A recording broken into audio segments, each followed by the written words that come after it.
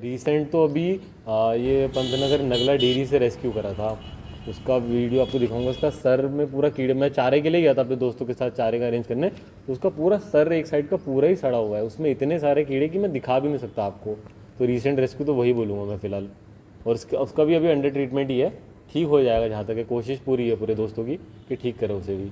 उसका तो बहुत कंडीशन ख़राब थी पर रिस्पॉन्स अच्छा दे रहा है, पहले से पोलाइट हो गया है। मुझे लगता है उसको लग रहा है कि उसको ट्रीटमेंट मिल रहा है, उसको आराम मिल रहा है। उसका नाम तो फिलहाल ब्लैक ही रखा है। मेरा नाम शुभम आर्या है। सिंस लॉकडाउन मैं अपने दोस्तों के साथ मिलके नियर बाय पंतनगर के जो भी इंजर्ड स्ट्रे एनिमल रहते हैं उनके वेलफेयर के लिए वर्क करता हूँ। और हमारा एक पेज है इंस्टा, यूट्यूब और फेसबुक में, स्ट्रेज ऑफ पंतनगर।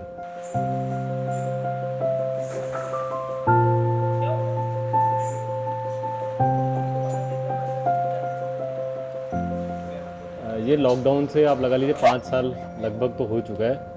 इसमें मोस्टली हमारा रहता है कि जो पंतनगर के अंदर के जो रहते हैं, चाहे वो लार्ज एनिमल हो चाहे स्मॉल एनिमल हो, हम कोशिश करते हैं कि उनका अच्छे से अच्छे ट्रीटमेंट उनको प्रोवाइड कराया जाए। पहला रेस्क्यू तो लॉकडाउन में मार्च में हुआ था, लॉकडाउन शायद, हाँ तो मार्च से शुरू करा था। उस टाइम पे एक यहाँ पे गाय थी जिसका पैर का एम्पुटेशन हुआ था, तो हॉस्टल में सब खाली हो गया था, तो हम उसकी ड्रेसिंग में करने आते थे और उसको फीड वगैरह कराते थे। तो पहला रेस्क्यू तो मैं उसी को बोलूँगा प्रॉपर। सिर्फ कुछ ही हमें सपोर्ट करते हैं, उसी की वजह से काम कर पा रहे हैं हम। और खासकर मैं अपने दोस्तों को बोलूँगा, अपने दोस्तों की वजह से ये सारी चीज़ें कर पा रहा हूँ, क्योंकि उन्हीं का सपोर्ट है। क्योंकि अकेले ये चीज़ें मैनेज करना मुश्किल है। स्टार्टिंग से मेरे साथ काफ़ी लोग अभी भी जुड़े हैं, सभी दोस्तों की मदद से काम कर पा रहा हूँ मैं। तब तो इतना कोई नहीं आता, साथ वाले जो पहले से थे वो कम आता है। जो मोस्टली जो अब जुड़े हैं वो भी आते हैं, जो फ्री रहता वाला है, जैसे गौ रक्षा दल वाले भी आते हैं मेरे साथ काम करने। अच्छा, एक ही बंदा आते रहेगा हमेशा साथ। सब अलग अलग, जो जब जिसके पास जब टाइम हुआ तब आए बंदे। मेरे को भी कभी ना कहीं जाना पड़ता है। अगर मैं चली गया फिर कोई और बंदे आ जाते हैं काम करने। जैसे ये आ जाएंगे, कोई फीड कराना आ गया, कोई घुमाने आ गया, कोई चारा लेने आ गया। ये भी है, मैं नहीं होता तब भी सब लोग मिलके करते हैं। ये ऐसा ना, घर में तो मेरे पास खुद के 5 से 6 डॉग्स हैं, और स्टार्टिंग में भी मम्मी वगैरह या नानी वगैरह के वहाँ पहले से कुत्ते वगैरह थे, तो उनका तो सपोर्ट मिलता है। पर मिलता है उनका तो सपोर्ट, मतलब ऐसा कुछ उनका वो नहीं था कि कर रहे हो तो अच्छा ही काम कर रहे हो, ऐसा नहीं।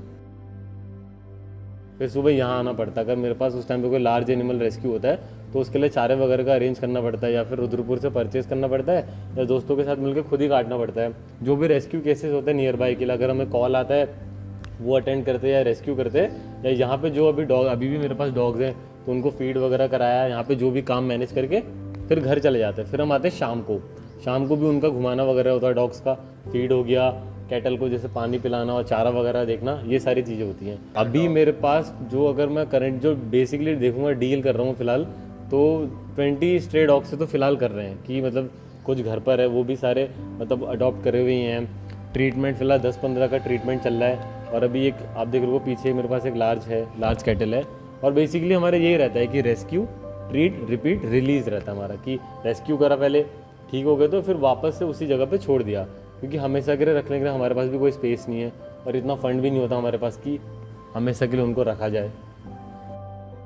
डॉग अडॉप्शन, जैसे हमें कोई भी बोलता है कि जैसे स्ट्रे पपीज़ हुए हैं या ऐसा कुछ, तो कोशिश करते हैं कि उन्हें 3 महीने बाद ही हम अडॉप्शन के लिए डालें, कि कोई भी अडॉप्ट कर ले। पर अडॉप्शन बहुत मुश्किल है, अडॉप्शन बहुत कम लोग ही करते हैं, क्योंकि मोस्टली सबको ब्रीड डॉग ही पसंद है, तो अडॉप्शन बहुत कम होता है।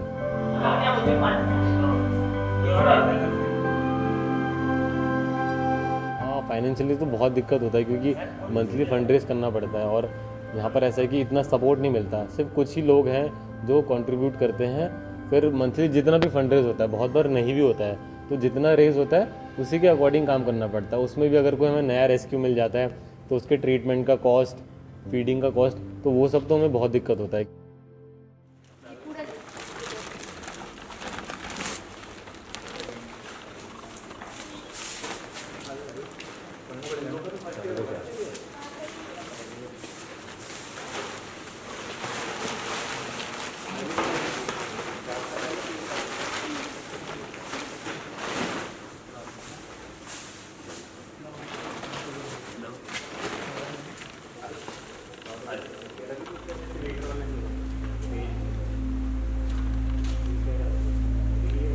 नहीं, आगे का तो देखो, मैंने फ़िलहाल तो सोचा था कि जो अपनी सोसाइटी है दोस्तों के साथ मिलके रजिस्टर करूं।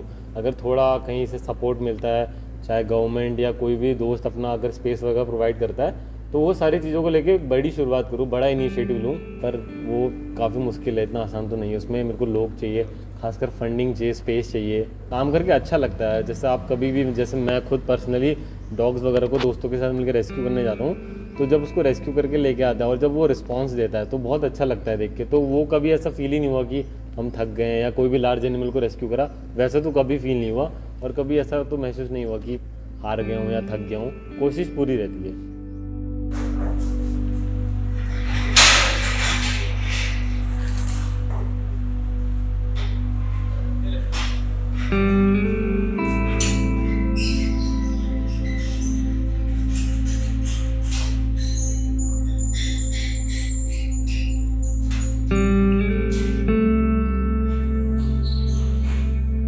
फिलहाल तो मैं बोलूँगा रिसेंट तो हमारे साथ दिक्कत ये आ रही है कि लोग अपने ब्रीड डॉग्स को छोड़ दे रहे हैं। रिसेंटली अभी हमारे पास 2 पिटबुल डॉग आए थे, अभी एक है हमारे पास पिटबुल डॉग। हाँ, उसको भी कोई लेके आया था, उसने हॉस्पिटल में बोला उसको मिला था ये नगला में, रुद्रपुर टांडा में, पर वो आया अपना नंबर भी गलत दे के और भाग गया है।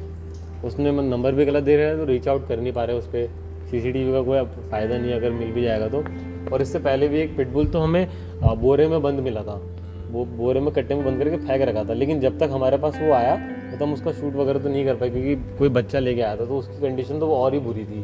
तो इसके लिए तो और बुरा लग रहा है कि मालिक ने पहले स्वार्थ के लिए पाला, फिर जब उसका काम निकल गया तो छोड़ दिया उसे रास्ते में मरने के लिए। तो ये सारी चीज़ों को देख के तो बुरा लगता है हमें। अभी कुछ दिन पहले तो करीब 7 से 8 गौवंश लगातार मरे हुए थे। फिर हमारी गौरक्षा दल की टीम है तो वो भी बहुत अच्छा काम करती है, रुद्रपुर की है, हल्दी की है, तो सब लोग हम आपस में जुड़े हुए हैं। तो कोशिश हमारी यही रहती है कि सारे जो भी इंजर्ड एनिमल हो तो उन सबको सहारा दें जितना उनके लिए कर पाएँ अच्छे से अच्छा। मतलब लास्ट में तो मैं यही बोलूँगा कि प्लीज़ आप भी अपने आसपास के जो भी चोटिल जानवर हैं उनका सपोर्ट करें, ज़्यादा से ज़्यादा अपने आसपास के लोकल NGO का सपोर्ट करें। और हमारा हमेशा एक टैगलाइन रहती है, raising helping hand for injured stray animals.